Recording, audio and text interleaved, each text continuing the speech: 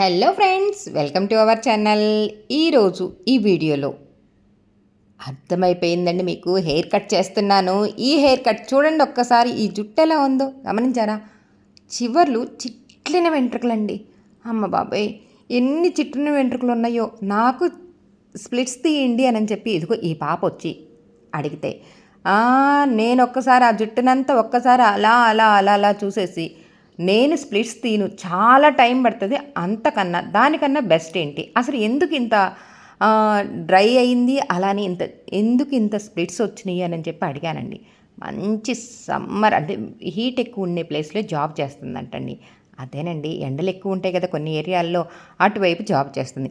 ఇదిగో ఇలా సెలవులకి ఇంటికి వచ్చేసిందండి. 2 డేస్ లీవ్ ఎక్స్ట్రా పెట్టేసేసుకొని సాటర్డే సండే కలిసి వచ్చేటట్టుగా అలా చూసుకొని ఇదిగో ఇలా వచ్చినప్పుడు నా దగ్గరికి వచ్చేసి స్ప్లిట్స్ తీయండి ఆంటీ అని అడగటం. నేను చేయనమ్మా బాబోయ్, ఈ ఎండల్లో చేయను. అలానే ఇంకోటి ఏంటో చెప్పనా, ఇంత స్ప్లిట్స్ ఉంటే బోల్డ్ అంత టైం పడుతుందని ఆల్రెడీ చెప్పాను, మళ్ళీ ఇంకొకసారి చెప్తున్నాను రా అని చెప్పి ఆ పాపకి చెప్పి నేను హెయిర్ కట్టే చేస్తాను అని చెప్పి ఇదిగో వాటర్ స్ప్రే చేశాను. చిక్కు తీయటానికి రెడీ అయ్యాను. చూస్తున్నారు కదా, అన్ని స్ప్లిట్స్ ఉంటే అసలు చిక్కు వస్తుందా? అసలు చిక్కు తీయాలంటే ఎంత కష్టమో తెలుసా? రోజు నువ్వు ఎలా చేస్తున్నావురా అని చెప్పని అడిగాను. అందుకే కదా ఆంటీ, చాలా కష్టంగా ఉంది, నా వల్ల కావటం లేదు అని చెప్తూ ఉంటే, అవునా అని చెప్పి నేను కూడా ఆ పాపతో చక్కగా అవునరా ఇలా చెయ్యమ్మా అలా చెయ్యమ్మా అని నీరసంగా, ఎందుకంటే చిక్కు తీస్తూనే చాలా కష్టం అనిపించిందండి ఆ చిక్కు తీయాలి అంటేని.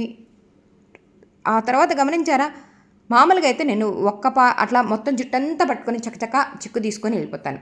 ఇప్పుడు అలా చేయటం కష్టమయ్యి ఇదిగో చూస్తున్నారా, నేను 2 భాగాలు చేశాను. 2 భాగాలు చేసి అలా అప్పటికే 2 భాగాలు చేసేటప్పటికి పైన కొంచెం చిక్కు తీశాను. ఆ తర్వాత ఎంత తీసినా చిక్కు రాలేదు అని చెప్పి 2 భాగాలు చేసి ఇదిగో ఇలా చిక్కు తీసేసానండి.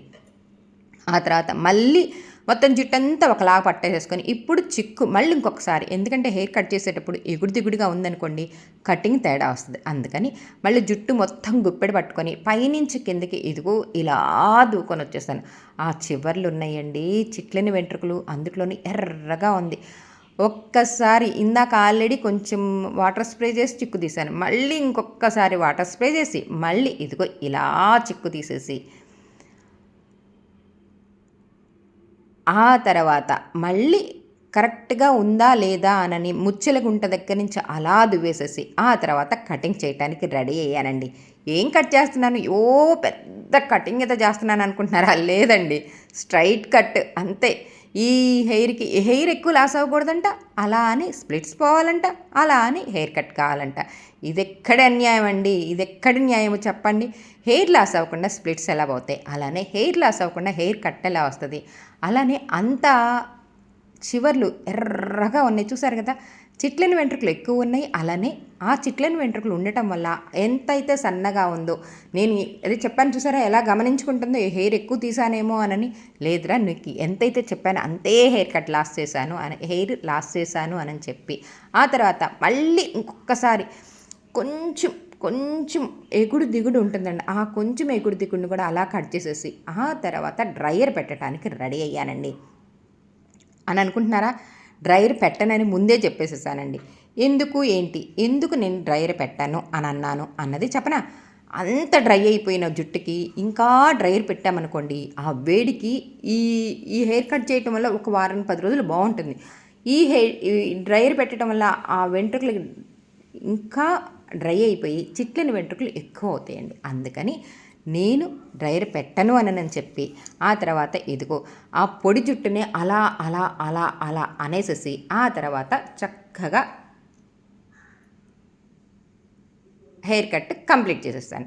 ఎలా ఉంది నేను చేసిన ఈ హెయిర్ కట్? చూడండి ఆ పాప ఎంత ఆనందంతో ఎంతగా ఆ జుట్టుని భలే ఉంది ఆంటీ, చివర్లు అలా లేకపోవటం వల్ల ఇప్పుడు ఎంత బాగుందో అని అనుకుంటూ అలా జుట్టుతో ఆడుతూ ఉంటే, మరి అదేనమ్మా, కొంచెం కేర్ తీసుకో, ఇలా కేర్ తీసుకోకపోతే ఈ జుట్టు ఇంకా లాస్ అవుతుంది. నేను ఈ జుట్టు చాలా పొడవైతే బాగా వస్తుందండి, కటింగ్ చేయించుకుని చాలాసార్లు హెయిర్ కట్ చేయించుకుంది పాప, జుట్టు బాగా పొడవు వస్తుంది. కానీ ఈ చిట్లిన వెంట్రుకలు ఉండటం వల్ల ఆ చివర్లు మధ్యలో కట్ అయ్యి కింద పడిపోయి సన్నగా తోకలాగా వచ్చేస్తుంది. ఆ విషయం నీకు తెలుసు కదా. అందుకని నుంచి నువ్వు ఎప్పుడైనా సరే కొంచెం ఆయిల్ పెట్టి కొంచెం కేర్ ఎక్కువ తీసుకో అని చెప్పి ఇదిగో ఇంత మంచి హెయిర్ కట్ అయితే కట్ చేసి ఆ తర్వాత ఈ హెయిర్ కట్ని మీతో షేర్ చేసుకోవడానికి నేను రెడీ అయిపోయాను. చూస్తున్నారా ఆ హెయిర్ కట్ అయిపోయిన తర్వాత ఎంత ఆనందంగా ఎలా ఆడుకుంటుందో జుట్టుతో, నా జుట్టు భలే ఉందే, నా జుట్టు భలే ఉందే అని అనుకుంటూ. చూసారా ఇందాక